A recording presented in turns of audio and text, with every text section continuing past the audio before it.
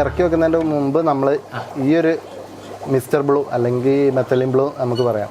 ഇത് നമുക്കൊരു 5 ഡ്രോപ്പോ 10 ഡ്രോപ്പോ മാക്സിമം നമുക്ക് യൂസ് ചെയ്യാം ഈ ഒരു വെള്ളത്തിലോ. സുഹൃത്തുക്കളെ നമസ്കാരം. ഓർഗാനിക് കേരളത്തിൻ്റെ പുതിയ വീഡിയോയിലേക്ക് എല്ലാവർക്കും സ്വാഗതം.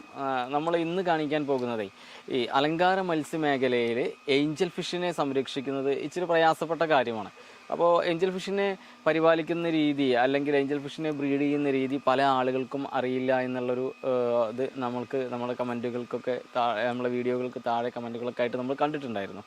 അപ്പോൾ നമ്മൾ ഇന്ന് ചെയ്യുന്നത് എങ്ങനെയാണ് ഒരു ഏഞ്ചൽ ഫിഷ് എഗ്ഗ് ചെയ്ത് കഴിഞ്ഞാൽ അതിനെ സുരക്ഷിതമായിട്ട് മാറ്റി വിരിയിച്ചെടുക്കുന്നത്, അതിൻ്റെ കുഞ്ഞുങ്ങളെ വളർത്തുന്നത് എന്നുള്ള കാര്യങ്ങളൊക്കെയാണ് നമ്മൾ ഇന്നത്തെ വീഡിയോയിൽ നമ്മൾ ഡിസ്കസ് ചെയ്യുന്നത്. നമ്മൾ ഇന്ന് നിൽക്കുന്നത് നമ്മുടെ മലപ്പുറം ജില്ലയിലെ നിലമ്പൂരിനടുത്ത് കരുളായിലുള്ള നമ്മുടെ ഏഞ്ചൽ ഫിഷ് ഫാം നിലമ്പൂരിലാണ്. അപ്പോൾ നമുക്ക് അതിൻ്റെ ഉടമയായ പ്രതാപ് ഇതിനെപ്പറ്റി ഡീറ്റെയിൽ ആയിട്ട് പറഞ്ഞു തരും. അപ്പോൾ നിങ്ങളെല്ലാവരും ഇതുവരെ തന്ന എല്ലാ സപ്പോർട്ടോടും കൂടി നമ്മുടെ കൂടെ ഉണ്ടാവുക. നമുക്ക് ഒട്ടും വൈകാതെ നമ്മുടെ വീഡിയോയിലേക്ക് പോവാം. അപ്പോൾ എന്താണ് ശരിക്കും ഏഞ്ചലിനെ ബ്രീഡ് ചെയ്യാൻ നമ്മൾ തുടക്കത്തിൽ ചെയ്യേണ്ടത് എന്താണ്? ഒരു ബ്രീഡിനെ തിരഞ്ഞെടുക്കുന്നത് മുതലുള്ള കാര്യങ്ങൾ എങ്ങനെയൊക്കെയാണ്? ഒരു പെയറിനെ നമ്മൾ ഏറ്റവും നല്ല ബ്രീഡറുടെ അടുത്ത് നിന്ന് സെലക്ട് ചെയ്യുക. അതേപോലെ എത്ര പ്രാവശ്യം എഗ്ഗ് ഇട്ടെന്നുള്ള ഒരു ഐഡിയ നമുക്ക് കിട്ടണം. അതായത് 3 പ്രാവശ്യം എഗ്ഗ് ഇട്ട് കഴിഞ്ഞാൽ പിന്നെ നമുക്ക് ആ എഗ്ഗ് ഇടുന്ന പെയർ അത്യാവശ്യം ഫംഗസ് ഇല്ലാതെ നമുക്ക് കിട്ടും. നല്ല രീതിയിൽ കൗണ്ടും കാര്യങ്ങളുള്ള എഗ്ഗ് ഇടാൻ പറ്റിയ പെയറിനെ നമുക്ക് കിട്ടും.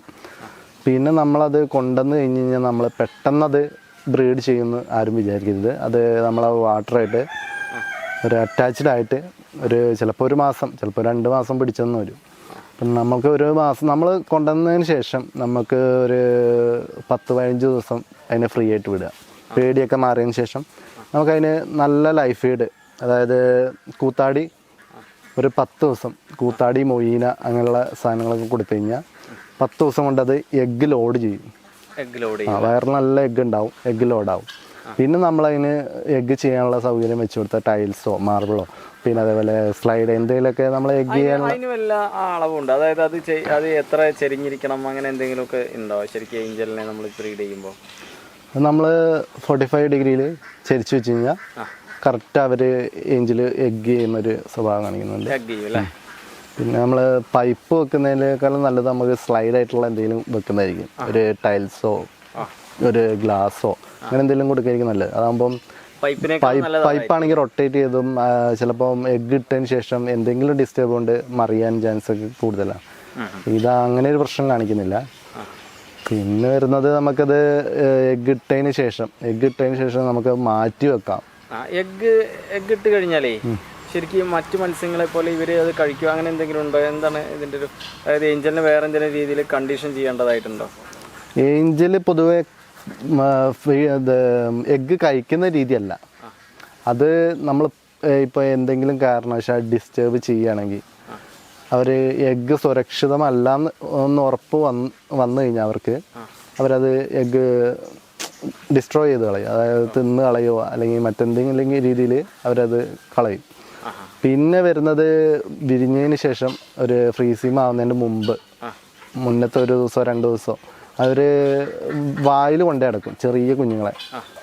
അപ്പോൾ ആ വായിൽ കൊണ്ടേ അടക്കുന്ന സമയത്ത് നമ്മൾ വീഡിയോ എടുക്കാനോ അങ്ങനെ എന്തെങ്കിലുമൊക്കെ ഒരു ഡിസ്റ്റർബൻസ് നമ്മളെ ഭാഗത്തു നിന്ന് ഉണ്ടായിക്കഴിഞ്ഞാൽ അവർ ഈ വായിൽ കെയർ ചെയ്ത് നടക്കുന്ന ആ കുഞ്ഞുങ്ങളെ ഒരു പരമാവധി കെയർ ചെയ്യുന്നുണ്ട്. നമ്മൾ ഡിസ്റ്റർബ് ചെയ്ത് വരുമ്പോൾ അവർ വിഴുങ്ങി കളയും.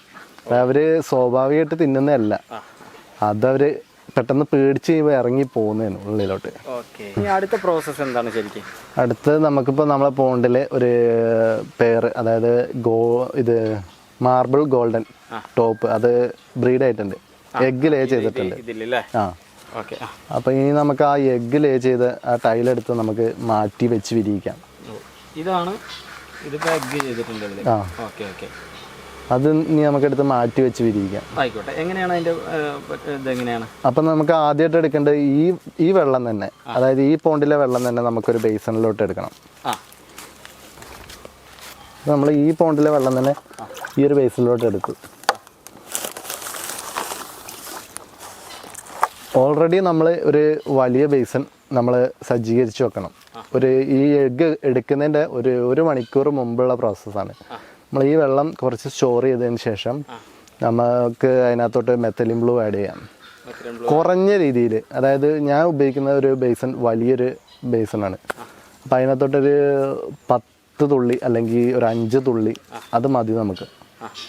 അപ്പോൾ അതിനകത്തോട്ട് നമ്മൾ ഈ 5 തുള്ളി 10 തുള്ളി ഇടുന്നതിൻ്റെ ഒരു കാരണം എന്താണെന്ന് വെച്ച് കഴിഞ്ഞാൽ നമുക്ക് പെട്ടെന്ന് വാട്ടർ ചേഞ്ചിങ്ങിൻ്റെ ആവശ്യമില്ല. ഈ മെത്തലിൻ ബ്ലൂവിൻ്റെ അംശം അവിടെ കടന്നാലും ഫിഷുകൾക്ക് രോഗം വരും. നമ്മളിത് പുറത്തോട്ട് എടുത്തിട്ടുണ്ട്. ഇനി എന്താണ് അടുത്ത പ്രോസസ്സ് എന്താണ്? ഇനി നമ്മൾ ഈ മെത്തലിൻ ബ്ലൂ നമുക്ക് ഇതിനകത്തോട്ട് മിസ്റ്റർ ബ്ലൂ ഇത് നമ്മൾ ഒരു 5 ഡ്രോപ്പ് 10 ഡ്രോപ്പ് മാക്സിമം നമുക്ക് ഇതിനകത്തോട്ട് യൂസ് ചെയ്യാം. ഓക്കെ, അത് ഇതിലേക്ക് നമ്മുടെ ബേസനിലേക്ക് ഒഴിക്കും അല്ലേ?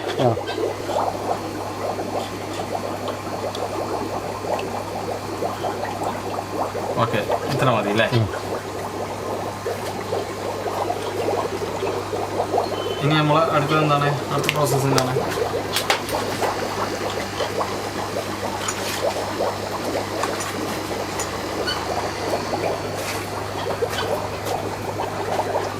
നമുക്ക് മെത്തലിൻ ബ്ലൂ ഒന്ന് ലയിച്ച് അലിയാൻ വേണ്ടിയിട്ട് എയറേഷൻ കൊടുക്കാം. ഓക്കെ, അതിനുശേഷം നമുക്ക് എഗ്ഗ് ഇതിനകത്തോട്ട് വെക്കാം. എഗ്ഗ് ഇപ്പോൾ ഇതിൽ വെച്ചു. ഞാൻ ചോദിക്കട്ടെ, അതായത് നമ്മളിപ്പോൾ നമ്മുടെ എഗ്ഗ് വെച്ചിട്ട് എയറേഷൻ അതിലേക്ക് കൊടുത്തു. ഇപ്പോൾ ഈ മെത്തലിൻ ബ്ലൂ ഒഴിച്ചതിൻ്റെ ഉദ്ദേശം എന്താണ്? മെത്തലിൻ ബ്ലൂ നമ്മളെ എഗ്ഗ് വെച്ചിട്ട് 3 ദിവസം വരെ ഫംഗസ് ഉണ്ടാകാൻ ചാൻസ് ഉണ്ട്. ഫംഗസ് ഉണ്ടാവാൻ ചാൻസ് ഉണ്ട്. ഇത് ശരിക്കും ഈ എഗ്ഗ് എത്ര ദിവസം കഴിഞ്ഞിട്ടാണ് ഇത് വിരിയുക? 8 ദിവസമാണ് ഈ എഗ്ഗിന്റെ ഹാച്ചിങ് ഡേറ്റ്. 8 ദിവസം കൊണ്ടേ ഫ്രീസിങ് ആവുള്ളൂ. അതെ, ഫ്രീസും അവള്. പക്ഷെ അതിന് മുന്നേ കുഞ്ഞുങ്ങൾ പുറത്ത് വരില്ലേ? കുഞ്ഞുങ്ങൾ പുറത്ത് വരും, ചെറിയ രീതിയിൽ വാലക്കാനൊക്കെ. അതേപോലെ അത് എങ്ങനെ 2 ദിവസം കൊണ്ടാവുമോ? അതൊരു 3 ദിവസം കഴിയുമ്പോൾ വാലക്കണക്കിൽ തുടങ്ങും. ഈ മെത്തലിൻ ബ്ലൂ തന്നെയാണോ കാര്യമായിട്ട് ഇതിന് ഉപയോഗിക്കേണ്ട ഒരു കാര്യം? മെത്തലിൻ ബ്ലൂ യൂസ് ചെയ്യാം, അതേപോലെ ഹൈഡ്രജൻ പെറോക്സൈഡ് യൂസ് ചെയ്യാം. ഞാനിവിടെ കാലാകാലങ്ങളായിട്ട് മെത്തലിൻ ബ്ലൂ ആണ് യൂസ് ചെയ്യുന്നത്. മെത്തലിൻ ബ്ലൂ ആണ് യൂസ് ചെയ്യുന്നത് അല്ലേ? ശരിക്കും നമുക്ക് ടാങ്കിൽ നിന്ന് ഈ എഗ്ഗ് പുറത്തേക്ക് എടുക്കുമ്പോഴേ എത്ര സമയം വരെ ഏകദേശം അത് പുറത്ത് വയ്ക്കാം? അടുത്ത എയറേഷൻ കൊടുക്കുന്ന മെത്തലിൻ ബ്ലൂ ഒഴിച്ചിട്ടുള്ള അടുത്ത എയറേഷൻ കൊടുക്കുന്നവരെ പലർക്കുള്ളൊരു സംശയമാണത്. അതായത് നമ്മളൊരു ടാങ്കിൽ നിന്ന് ഇതിൻ്റെ എഗ്ഗ് മാറ്റുന്നു, അപ്പോൾ നമ്മൾ ആ വെള്ളത്തിൽ നിന്ന് എടുത്തിട്ട് അടുത്തൊരു സാധനത്തേക്ക് വെക്കുകയാണല്ലോ. അപ്പോൾ ഈ പുറത്ത് എയറിൽ എത്ര സമയം ഇത് പിടിക്കാൻ പറ്റും? മാക്സിമം 1 മിനിറ്റ് 2 മിനിറ്റ് നമുക്ക് പിടിക്കാം. അതിൽ കൂടുതൽ പിടിക്കരുത്. 1 മിനിറ്റ് പിടിക്കാൻ പറ്റുള്ളൂ. അത് കഴിഞ്ഞ് പിടിച്ചു കഴിഞ്ഞാൽ ചിലപ്പോൾ അത് ഫംഗസ് അടിച്ച് ഫുള്ള് പോകാൻ ഫംഗസ് അടിക്കും അല്ലേ? മെത്തലിൻ ബ്ലൂ ഒഴിച്ചിട്ടും പിന്നെ ഒരു കാര്യം ഉണ്ടാവില്ല അല്ലേ? പിന്നെ നമ്മളിപ്പോ ഫ്രീസിം ആയി കഴിഞ്ഞാൽ 8 ദിവസം കഴിഞ്ഞാൽ ഫ്രീസിം ആയി. നമ്മൾ ഈ കുട്ടികളുടെ ഒരു പരിചരണം എങ്ങനെയാണ്? ഇവരെ വിൽപ്പനയ്ക്ക് തയ്യാറാക്കുന്നത് വരെയുള്ള പരിചരണം എങ്ങനെയാണ്? കുട്ടികളെ നമ്മൾ പരിചയിക്കുന്നത് നമുക്ക് ആദ്യം വിരിഞ്ഞ് കഴിഞ്ഞ് ഫ്രീസിം ആയതിനു ശേഷം 4 മണിക്കൂറിന് ശേഷം നമുക്ക് ആർട്ടീമിയ സ്റ്റാർട്ട് ചെയ്യാം. ആർട്ടീമിയ ഫീഡ് ചെയ്ത് തുടങ്ങാം. ആർട്ടീമിയ ഫീഡ് ചെയ്യുമ്പോൾ നമുക്ക് ഏറ്റവും നല്ല ഞാൻ റെഡ് റിങ് യൂസ് ചെയ്തിട്ടുണ്ട്. അതേപോലെ 5 സ്റ്റാർ അത് ഒരു കാലത്ത് ഞാൻ യൂസ് ചെയ്തിട്ടുണ്ട്. ലേറ്റസ്റ്റ് ആയിട്ട് ഞാൻ അതാ യൂസ് ചെയ്തത്. പിന്നെ ഇപ്പം ഞാൻ യൂസ് ചെയ്യുന്നത് നമ്മളെ മാഗ്നറ്റിക് ആർട്ടീമിയാണ്. അതിനുശേഷം ആർട്ടീമിയ കൊടുത്തു തുടങ്ങാം. ആർട്ടീമിയ കൊടുക്കുമ്പോൾ നമ്മൾ ശ്രദ്ധിക്കേണ്ടത് ഫസ്റ്റ് സ്റ്റേജിൽ ഒരു 2 നേരം കൊടുക്കുക. ആർട്ടീമിയ 2 നേരം കുറച്ച് നമ്മൾ ക്വാണ്ടിറ്റി അനുസരിച്ചായിരിക്കും നമ്മൾ കൊടുക്കുക. എത്ര കുഞ്ഞുങ്ങളുണ്ടോ അത്രയും കുഞ്ഞുങ്ങൾക്കനുസരിച്ച് കുറച്ച് കൊടുക്കുക. ഒരാഴ്ച കഴിഞ്ഞതിന് ശേഷം നമ്മളത് 3 നേരം ആക്കുക. 3 നേരം ആക്കുമ്പോൾ ഉള്ള നമുക്കുള്ള പ്രയോജനം എന്താണെന്ന് വെച്ച് കഴിഞ്ഞാൽ അവർക്ക് ഗ്രോത്ത് ഫാസ്റ്റ് ആയിരിക്കും. 3 നേരം ആക്കുമ്പോൾ കുറച്ച് ഫീഡ് ചെയ്യും. അപ്പോൾ പെട്ടെന്ന് അത് ഫീഡ് എടുക്കും. മറ്റേ നമ്മൾ ഓവറായിട്ട് ഫീഡ് ചെയ്ത് കഴിഞ്ഞാൽ അത് അവിടെ കിടക്കുകയുള്ളൂ, അത് അവർ കഴിക്കത്തില്ല. അപ്പോൾ പിന്നെ അങ്ങനെ ഒരു 10-15 ദിവസം അവരെ കെയർ ചെയ്തിട്ട് നമുക്ക് മൊയിൻ അതിൻ്റെ ഇടയ്ക്ക് കൊടുത്ത് സ്റ്റാർട്ട് ചെയ്യാം. മൊയിന് നമുക്കൊരു 15 ദിവസം മാക്സിമം ഫ്രീസിമായിട്ട് 15 ദിവസം കഴിയുമ്പോൾ നമുക്ക് മൊയിന് കൊടുക്കാൻ പറ്റും. മൊയിനെ ഫീഡ് ചെയ്ത് കഴിഞ്ഞാൽ നമുക്കൊരു 10-15 ദിവസം കഴിയുമ്പോൾ പിന്നെ നമുക്ക് പെല്ലറ്റ് ഫീഡ്, പ്രിൻസ്വീന് അങ്ങനെയുള്ള ഓരോന്ന് ചെറിയ ലാർവൽ ഒക്കെ കൊടുത്ത് ശീലിക്കാം. പിന്നെ നമുക്ക് ഒരു 1.5 മാസം കഴിയുമ്പോൾ നമുക്ക് പെല്ലറ്റ് ഫീഡ്, ഗ്രോവൽ, ടെട്രാവൈറ്റ് ഇതൊക്കെ ചെറിയ പൊടി തീറ്റ പോലെ നമുക്ക് സ്റ്റാർട്ട് ചെയ്ത് അവരെ ട്രെയിൻ ചെയ്ത് ഒരു 2 മാസം അല്ലെങ്കിൽ 1.5 മാസം കഴിയുമ്പോഴത്തേക്കും നമുക്ക് സെയിൽ ചെയ്യാനുള്ള വരുവാകും. സുഹൃത്തുക്കളെ, അപ്പോൾ നിങ്ങൾ നമ്മുടെ വീഡിയോ കണ്ടു. നോക്കൂ, ഒരു ഏഞ്ചൽ ഫിഷിനെ എത്ര കരുതലോടെയാണ് നമ്മുടെ ഈ കാര്യങ്ങളെല്ലാം ചെയ്യുന്നതെന്ന് നിങ്ങൾക്ക് മനസ്സിലായില്ലേ?